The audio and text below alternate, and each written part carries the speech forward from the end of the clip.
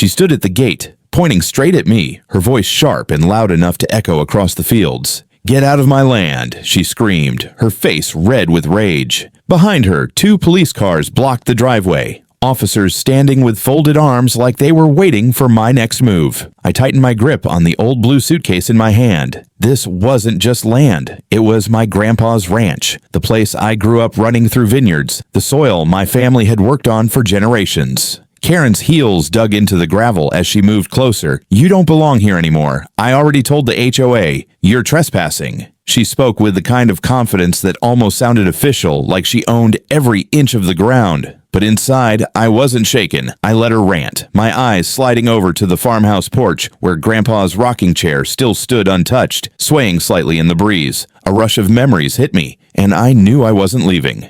"You don't get it," I said calmly, my voice low but steady. "This is my family's land, not yours, not the HOA's. Mine." Karen laughed, a cruel, sharp sound. "We'll see about that," she hissed, snapping her fingers at the officers.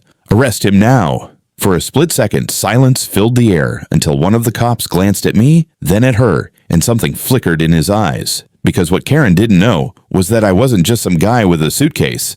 I had come back prepared. The officers didn't move. They looked at each other, confused, waiting for a clear command. Karen stomped her foot and shouted louder, "What are you waiting for? I told you this man is trespassing. Drag him off my property." I didn't even flinch. Slowly, I reached into my bag and pulled out a weathered leather folder. The old papers inside carried my grandfather's handwriting, his signature, and the original deed to the ranch. I held it up high enough for everyone to see. "This isn't your property," I said firmly. "This land was passed down to me. I have the deed, the title, and every legal right to stand here. You're the one trespassing." Karen's smirk faltered for the first time. She snatched the folder out of my hands, flipped through it quickly, and then laughed, pretending it meant nothing.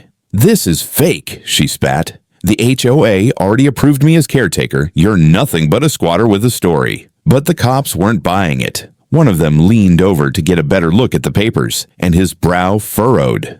"Ma'am, this looks official." Karen cut him off, waving her arms wildly. "Don't listen to him. He forged it. I know he did. Arrest him before it's too late." I stayed calm, staring her down because I knew something she didn't. Hidden inside my bag was more than just paper. I had proof she never expected, footage, signatures, and one powerful connection that could turn the tables in an instant. And soon, she was going to regret calling those cops. Karen's voice grew sharper, almost desperate now.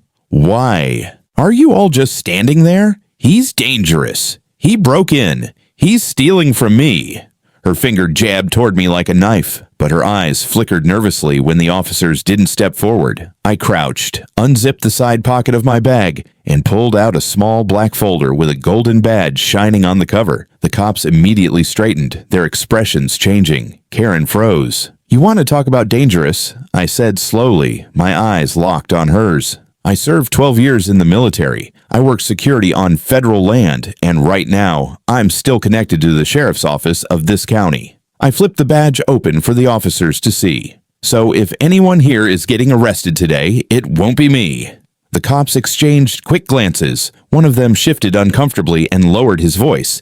"Ma'am, maybe we should verify this before—" "No!" Karen snapped, cutting him off again. "He's lying. He made that badge on a printer. Can't you see? Don't fall for this." But I didn't need to argue. I took out my phone, tapped once, and a live video popped up. Footage from the ranch's old security cameras, the ones Grandpa had installed long before he passed. The screen clearly showed Karen just a week ago sneaking onto the porch, peeling off a notice from her purse, and slapping it on the front door. A fake HOA eviction notice. The officers stepped closer to the phone. One of them let out a sharp whistle. "That's you, ma'am, right there." Karen's face drained of color. She stammered, searching for words, but nothing came out. And in that moment, for the first time since I arrived, she realized her control was slipping. Karen's hands trembled as she tried to snatch the phone from my grip, but I pulled it back before she could touch it. "You planted fake notices, you lied about ownership, and now you're trying to use these officers like your personal security," I said, my voice steady but sharp enough to cut through her panic. The lead officer stepped forward, no longer hiding his suspicion. "Ma'am, if this footage is real, then you could be facing charges for falsifying documents and trespassing." Karen laughed nervously, her eyes darting between the cops and me. No, you don't understand. The HOA put me in charge. I was just protecting the neighborhood. I was doing my duty. Her excuse sounded thinner with every word, and even the officers looked unconvinced. I folded my arms, letting the silence hang heavy. Funny, I said slowly, because this ranch isn't part of any HOA. It never was. My grandfather made sure of that. So tell me, who exactly gave you that authority? Her mouth opened, then shut. For once, she had no answer. One of the officers spoke up, turning toward me. Sir, if you have legal ownership, you're within your rights to be here. She has no claim. Karen's voice cracked as she shouted again. No, he can't stay here. This is my land now. I've already told everyone in town he doesn't belong. Her outburst was loud enough that a few neighbors down the road had started to gather, watching the scene unfold. Phones were out, cameras recording. Karen noticed, and her face twisted in fury. I leaned closer just enough so only she could hear me. Keep screaming, I whispered. The more you do, the faster everyone sees the truth. Her lips tightened, but her pride wouldn't let her back down. She raised her chin and snapped, If these cops won't remove you, I'll bring someone who will. You'll regret ever stepping foot here again. But what she didn't know was that the real regret was about to hit her harder than she ever imagined. Karen stormed toward her car, heels crunching against the gravel, fumbling for her phone like she was about to call in backup. The crowd of neighbors grew larger, whispers buzzing as cameras stayed locked on her every move. She turned around, pointing at me with a trembling finger. You think you've won? I'll get the real cops here. I'll have you dragged out in cuffs before sunset. The officers at the gate exchanged uneasy looks. One of them quietly spoke into his radio, but his tone wasn't urgent. It was cautious, like he already doubted Karen's authority. I stayed still, calm, watching her unravel in front of everyone. Go ahead, I said evenly. Call whoever you want. But when they show up, you'll have to explain this. I tapped my phone again, pulling up another clip, this time from the barn's hidden camera. The video showed Karen late at night, sneaking inside with two men, hauling out old tools and equipment, loading them into her SUV. Gasps rippled through the neighbors. One man in the back muttered, "That's theft, plain and simple." Karen's face went pale. That's not me. That's edited footage, she stammered, but her voice cracked under the weight of every phone now aimed at her. The lead officer stepped forward, his tone harder now. "Ma'am, I think you should stay where you are. We'll need to verify all of this." Her eyes darted, wild and cornered. She tried to laugh it off, but sweat glistened on her forehead.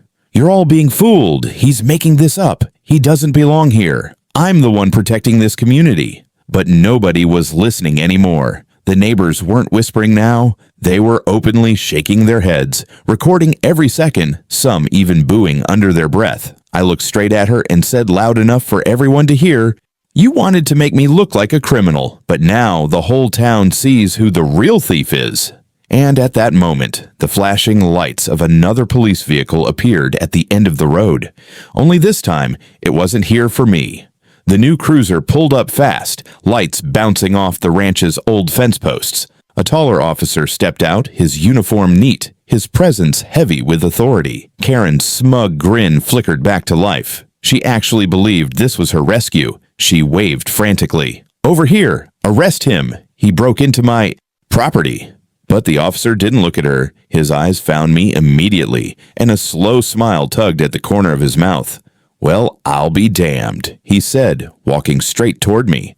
"Haven't seen you in a long time." Karen froze mid-wave.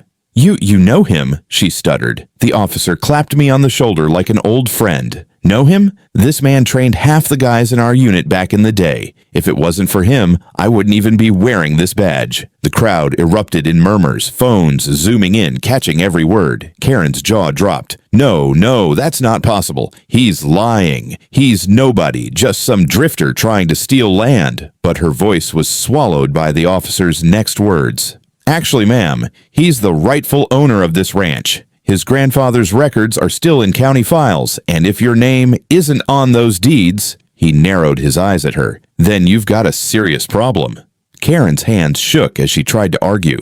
That's not true. I have HOA approval. I'm in charge here." The officer chuckled coldly. Funny thing about that, this ranch was never under any HOA. And impersonating authority? He took a step closer, his tone sharp now. That's a felony. Karen staggered back, her confidence unraveling. She looked around at the neighbors, at the cops, at the flashing cameras, realizing there was nowhere left to hide. I stayed silent, letting the truth crush her on its own, because sometimes the best revenge is just letting the mask fall off in front of everyone. Karen's face twisted as the reality sank in. She backed up toward her car, hands trembling on the door handle. This is harassment. You're all against me. I'll sue every single one of you, she screeched, her voice breaking into a near shrill. The taller officer raised a hand calmly. Ma'am, step away from the vehicle. You're not going anywhere until we get this sorted. Her eyes darted wildly between the cameras, the cops, and me. Neighbors were openly filming now, some even laughing quietly. The queen of control, the self-proclaimed HOA enforcer, looked like a trapped animal. Then she tried one last move. Karen yanked open the car door, digging inside her purse, and pulled out a laminated paper with a bright red stamp. She held it up high like a winning card. Here's the notice from the HOA, proof that I'm in charge. The officer took it from her, glanced over it once, then smirked. This isn't even real. The county seal is crooked, the date's wrong, and the signature belongs to a judge who retired 10 years ago. He held it up so the crowd could see. This is forgery. Gasps rippled through the neighbors. A woman shouted, "We told you, Karen." Another man laughed. She forged the whole thing. Karen's face flushed crimson. She lunged forward to snatch the paper back, but the officer blocked her, his voice now firm and final. That's enough. You're under arrest for trespassing, falsifying documents, and impersonating authority. The neighbors erupted in cheers, some clapping, others chanting, "Justice, justice," as the handcuffs clicked around her wrists. Karen turned her head, eyes blazing at me. This isn't over. You'll regret this. I bent down just enough for her to hear me over the noise. No, I whispered. This time, you're the one who regrets underestimating me. The cops led her away, her shouts fading into the distance. And for the first time since stepping back onto Grandpa's ranch, the land felt quiet, safe, mine again. The sun dipped low over the vineyards, painting the ranch in gold as the police cruiser carrying Karen disappeared down the road. The crowd slowly began to scatter, but not before a few neighbors came up to me, their voices soft, almost apologetic. "We always thought she was lying," one man said, shaking his head, "but she made everyone scared to speak up."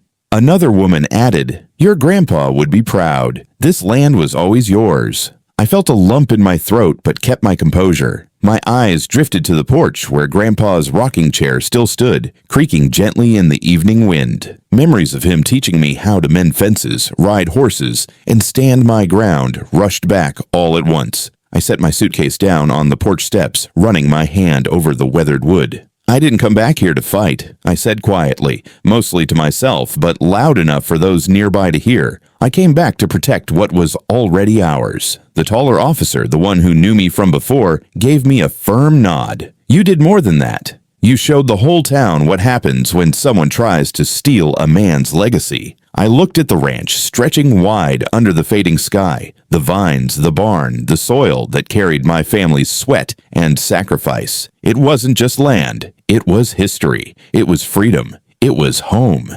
And as the last of the neighbors left and silence settled over the ranch again, I whispered the words my grandfather always said before sundown. "No one takes from this land because it's in our blood." This time, I knew the fight was over. Justice had been served. The ranch was mine again. And nothing, no HOA, no fake notices, no Karen, would ever take it away.